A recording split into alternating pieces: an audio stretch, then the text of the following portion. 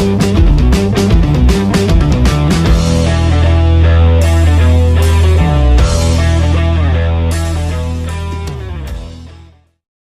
2021 പ്രിപ്പറേഷനുടെ കടൈസി നാളുകൾ താനെ ഇത്.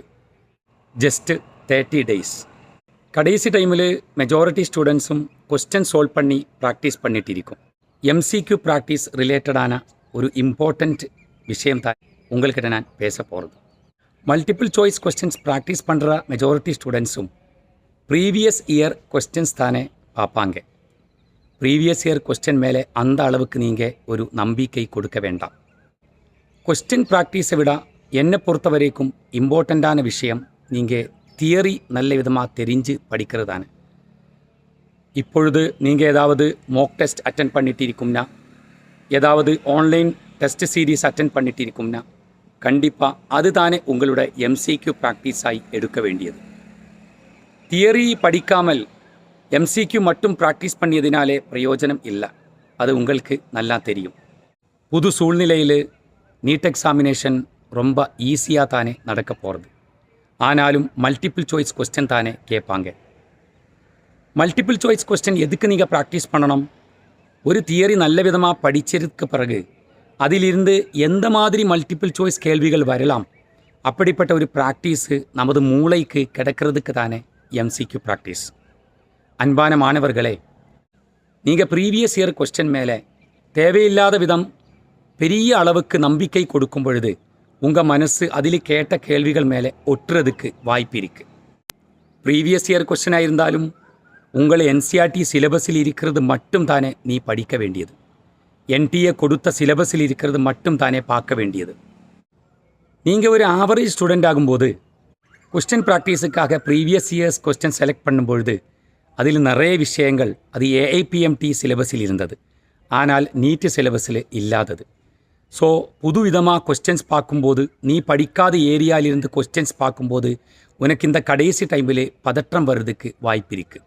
இப்படிப்பட்ட கேள்விகள் வருமா வராதா, அப்படிப்பட்ட சிந்தனையுடன் மனசு டைவர்ட் ஆகும்போது அது பதற்றம் தானே உங்களுக்குள்ளே உருவாக்க போகிறது. ஒரு சின்ன எக்ஸாம்பிள் நான் சொல்லலாம். ஜென்ரல் ஆர்கானிக் கெமிஸ்ட்ரி சாப்டர் படிச்சுட்டு இருக்கிற ஒரு ஆள் அதோட ப்ரீவியஸ் இயர் கொஸ்டின் செக் பண்ணும் பொழுது அதில் நிறைய விஷயங்கள் இருக்கும். ஃபார் எக்ஸாம்பிள் ஸ்பைரோ காம்பவுண்ட்ஸோட நாமங்கிளேச்சரு, பைசைக்ளிக் காம்பவுண்ட்ஸோட நாமங்கிளேச்சரு, ஐசோமரிசத்தில் டாட்டோமரிசம் அந்த ஒரு ஏரியா, இதிலிருந்து எல்லாமே ப்ரீவியஸ் இயர்ஸ் நிறைய கொஸ்டின்ஸ் கேட்டிருந்தது.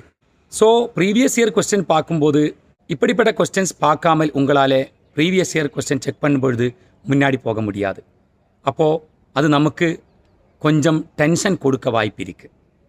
நம்ம படிக்கிறதுக்காக எடுத்த புக்கு எது, நம்ம கையில் இருக்கிற நோட்ஸ் எது, நம்ம கையில் இருக்கிற என்ட்ரன்ஸ் கைடு எது, அது இல்லை முக்கியம். உன் கையில் இருக்கிற என்சிஆர்டி டெக்ஸ்ட் புக்கு தானே முக்கியம். என்சிஆர்டி டெக்ஸ்ட் புக்கில் ஒரு வார்த்தை ஏதாவது சொல்லியிருக்குன்னு நினச்சிக்கோங்க, அப்படின்னா நீ அதோட டீட்டெயில்ஸ் படி, அது பிரச்சனை இல்லை. ஆனால் அது இல்லாதது நம்ம படிக்கக்கூடாது. ஹைட்ரோகார்பன்ஸ் சாப்டரில்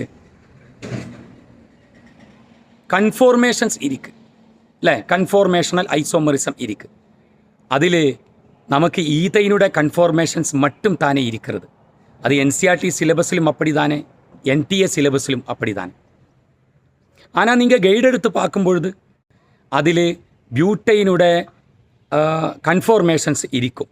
அதே மாதிரி சைக்ளோஹெக்சைனுடைய சேர் ஃபார்ம், போட்டு ஃபார்ம், அப்படிப்பட்ட கன்ஃபார்மேஷன்ஸ் இருக்கும். இதெல்லாமே ப்ரீவியஸ் இயர் கொஸ்டின் செக் பண்ணும்போது கண்டிப்பாக அதுக்குள்ளே வரும். ஆனால் சிலபஸில் கரெக்டாக ஸ்பெசிஃபிக்காக சொல்லியிருக்கு என்னது, ஈத்தைனுடைய கன்ஃபர்மேஷன்ஸ் மட்டும் தானே நமக்கு படிக்கிறதுக்கு இருக்குது. அதாவது ஸ்டாகர்டு அண்டு எக்லிப்ஸ்டு. ஓகேவா? அதோட எனர்ஜி டிஃப்ரென்ஸ், அதை பற்றி டீட்டெயில்ஸ் தானே நம்ம படிக்க வேண்டியது.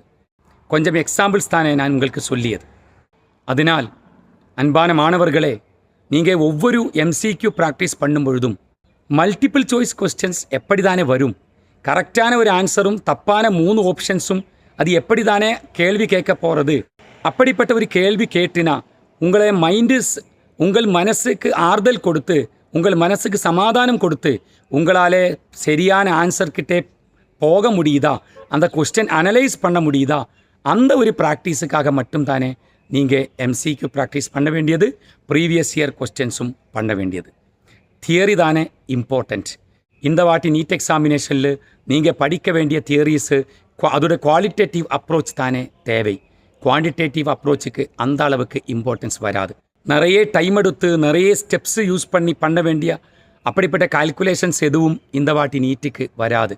ஒரு ஸ்டெப்பு 2 ஸ்டெப்பு அப்படியே சிம்பிளான ஈக்குவேஷனில் வேல்யூ அப்ளை பண்ணி சால்வ் பண்ண முடியுன மாதிரி ப்ராப்ளம்ஸ் தானே கேட்க வாய்ப்பு ரொம்ப அதிகம். இந்தியாவில் 99% ஸ்டூடெண்ட்ஸுக்கும் ஆன்லைன் பயிற்சி கிடைச்சி தானே அவங்க நீட் எக்ஸாம் எழுத போகிறது.